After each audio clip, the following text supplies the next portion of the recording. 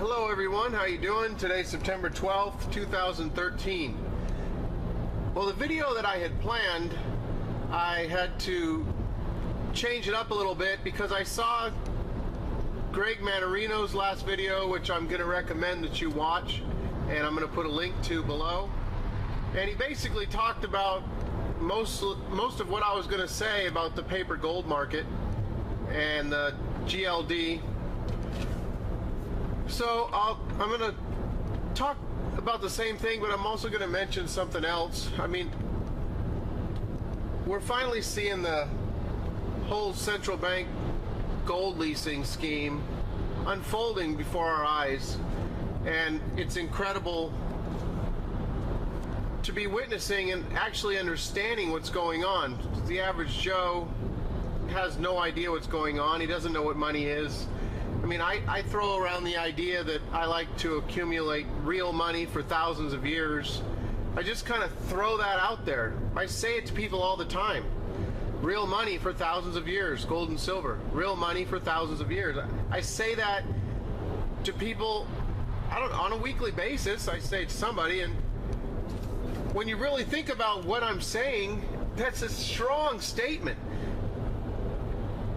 Gold and silver are real money, and most people have no idea, but they're gonna find out, because this whole paper Ponzi scheme in the metals markets, in the currencies, nothing's backed by anything. It's just an entire, it's a total illusion what's going on. And Greg did a good job explaining what's happening with that paper Ponzi scheme and the GLD. He was talking about an article from King World News where, you know, and I know King World News likes to hype stuff. They like to pump up stories and stuff.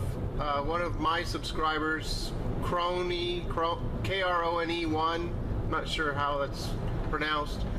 I know he's been watching me for a long time. He made a comment on Greg's video, and I said he should at least check out the graphs because I had seen it, and I was, going to do this video on it. But it shows that there's 55 owners to every ounce of gold. Now we've known this especially since March of 2010, when Jeffrey Christian, who's a extremely knowledgeable precious metals fund manager, who's been in the game since the 70s. I mean, he's been in banking. His expertise in financial engineering is probably up there with the best of them, with hedging and options and everything. And he was in a CFTC hearing, and he was questioned. All right, I'm sure some of you are being bugged by this truck. It's going just a little too slow, although I don't like to speed along as I'm recording, but I don't know, I had enough of him. So anyhow, in the CFTC meeting, I'm going to put a little clip here, just real short, the most important thing that he said. But he was being asked by, I think it was Gensler of the CFTC. He's being asked, oh, I don't quite understand what you're saying, Jeffrey. How do you hedge your sales? Or how do you sell something you don't have to hedge something you sold?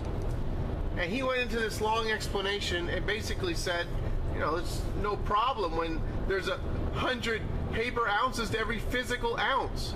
I mean, that's what he said. I mean, we've known that this was coming. Commissioner Jons Question for Mr. Christian, if I might, because I didn't quite follow your answer on the bullion banks. You said the bullion banks had large shorts to hedge themselves selling elsewhere, and I didn't understand. I might just not have followed it, and you're closer to the metals market, you've been doing this, but how do you short something to cover a sale? I didn't quite follow that. Actually, I misspoke. Basically, what you were seeing in August of 2008 was a liquidation of leveraged precious metals positions from a number of places, and the bullion banks were coming back to buy it, and they were hedging those positions by shorting, by going short on the COMEX, and that's really what it was. But the CFTC, when it did its most recent report on silver, used the term which we use in the market, the physical market. And we use that term, as did the CFTC in that report, to talk about the OTC market, forwards, OTC options, physical metal, and everything else. And people will say, well, and you've heard it today, there's not that much physical metal out there. There isn't. But in the physical market, as the market uses that term, there is much more metal than that. There's 100 times what there is. There's 100 times what there is. There's 100 times what there is. There's 100 times what there is. If I look at the large short positions on the COMEX silver contract, my question is, where are the other shorts being hedged? Because the short position that I believe bullion banks use to hedge their physicals is larger than their short position on the COMEX. And the answer is they hedge it in the OTC market in London. I thank you for that detailed discussion, and I don't. It's starting to speed up now. You see, the COMEX I saw was down around 6.3 million physical ounces. At the end of last year, it had 11 point something. I mean, it's almost cut in half. Ever since Germany said, give us our gold, and the Federal Reserve said, well, it's going to take 7 years to give you 300 tons. I mean, that's just the funniest thing that I've heard in a long time. I mean, it's so laughable. And ever since Germany requested their gold, the physical metal has just been pouring out of the COMEX and the ETFs. I did a video and showed a graph on that. So we have, and physical demand is at all-time highs. They're going to sell more silver eagles this year at the U.S. Mint than they've ever sold before. Physical demand is at all-time highs. China's just taken in tons and tons and tons of gold, over 1,000 tons. I mean, we're talking about a 4,000 ton market, and there's 1,000 ton change, 25% change in a few years. They've just flipped that. It's totally amazing what's happening. And if you're in the know, you're continuing to just accumulate whenever you can. You know, I'm just an average working guy. I'm no rich dude by any means. And so what did I do today? Hold on a minute. That's probably the wife.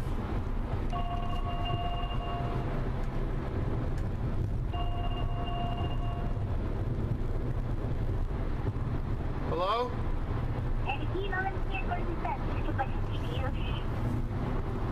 ¿Qué quieres? ¿Qué quiero? Tú escuchas olvidado algo y tengo que ir a comprar. I don't want to go. I was wondering if you can go already put and get it. Estoy manejando para la casa. Can you go to Walmart? No quiero ir a Walmart. I love you. Ok, cuando tú llegues, entonces te quedas con el dog y voy con Junior a comprar lo que se supone que te lleva a la escuela, que recién me dice. No voy a llegar hasta las 8:30, hasta las 8:40. What? How boy. Hasta luego. Bye. Bye. Bye. So I can't exactly remember where I was before my wife called. You gotta love that. 52.6 miles per gallon. That's what I've been getting on my way home. I'm about 10 miles from the house. I've gone about 42 miles.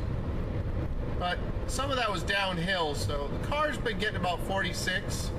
But I get over 50 on my way home sometimes because there's more downhill driving. Anyhow, let me just finish this up real quick. I think I was telling you that I'm not a rich guy by any means, just an average working guy. I think this is a huge blessing what's been going on with this market. For those people in the know, like Greg was saying in his video, those of us who have come to understand what's happening, especially the little guy. I mean, I went today, I saw it drop below 22 bucks, went and picked up some junk silver, 100 bucks. I mean, that's just what I do. That's what I've been doing for almost 5 years. whenever I can, just pick up a little bit here and there. This is a long-term thing, everybody, but it seems like it's starting to become a shorter-term thing. I mean, I really don't hope the lid blows off this anytime soon, because that's it. I mean, once silver goes past 50, once it goes past 30, I'm not even really a buyer anymore. But for someone who's not in the game, man, I don't know. Where this is headed, you should probably still be a buyer at 40 and 50, but I don't know. I'm done with predictions. I got lucky on predictions in the past, but that's it. I'm not even going to make any predictions anymore. Let's see. I'll make a prediction right now. Silver's going to $11 an ounce. It could happen. Who knows? The craziness is so insane with these paper markets. The fact that silver is 22 bucks right now is totally mind-blowing. Little 30 billion, it's what? It's a 20 billion dollar market? I mean, 100 to 1, it's probably 500 to 1 paper to physical in the silver market. I mean, when this top blows off, I don't know, I don't even want to say. I'm seeing thousands of dollars for an ounce of silver.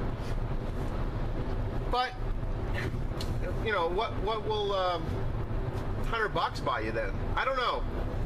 All I know is I don't want to be caught holding a bunch of paper nothings when this lid blows off of this thing. I want to be holding real money for thousands of years. It's just plain and simple. So we'll have to wait and see what happens. And that's about it. I mean, I don't really have much more to say today. It's just an incredible thing, you know, that the government had, I forget how much silver back in the 50s. They sold it all off to keep the price of silver down. Anyhow, that's it, everybody. I'll talk to y'all soon.